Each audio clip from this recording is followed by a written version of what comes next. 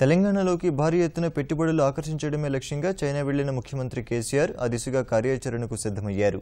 నిన్న ప్రత్యేక విమానంలో డ్రాగన్ దేశానికి చేరుకున్న ఆయన ఇవాళ అక్కడ పారిశ్రామికవేత్తలతో సమావేశం అవ్వనున్నారు. రేపు ప్రపంచ ఆర్థిక ఫోరం సదస్సులో ప్రసంగించనున్నారు.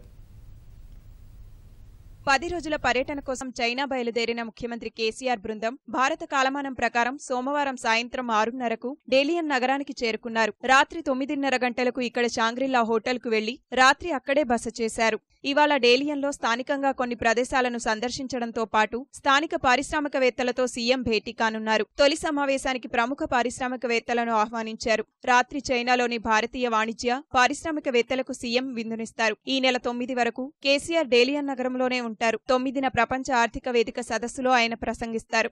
తెలంగాణ అవసరాలు, ఆకాంక్షల కోణంలో చైనా పర్యటన ప్రాధాన్యమైనదిగా ముఖ్యమంత్రి భావిస్తున్నారు. అక్కడ జరిగే ప్రపంచ ఆర్థిక వేదిక సదస్సులో పాల్గొనేందుకు ఆహ్వానం రాగా ఈ వేదికను ఉపయోగించుకునే అక్కడి విధానాలు, విశిష్టతలను అధ్యయనం చేయాలని భావిస్తున్నారు. చైనా పర్యటనలో భాగంగా ముఖ్యమంత్రి బీజింగ్, షాంఘై, షాంగ్రీ, షాన్జెన్, హాంకాంగ్లను సందర్శిస్తారు. అక్కడి పారిశ్రామిక పార్కులు, ప్రత్యేక ఆర్థిక మండళ్లు, రైల్వే, విద్యుత్, మెట్రో రైళ్లు, మల్టీలెవెల్ ఫ్లైఓవర్లు, రహదారులు, రవాణా స్థితిగతులను పరిశీలిస్తారు. చైనా ఎడారుల్లో హరితహారం అభివృద్ధిని పరిశీలిస్తారు. చైనా గోడ సహా ఇతర పర్యాటక ప్రాంతాల్లో పర్యటిస్తారు.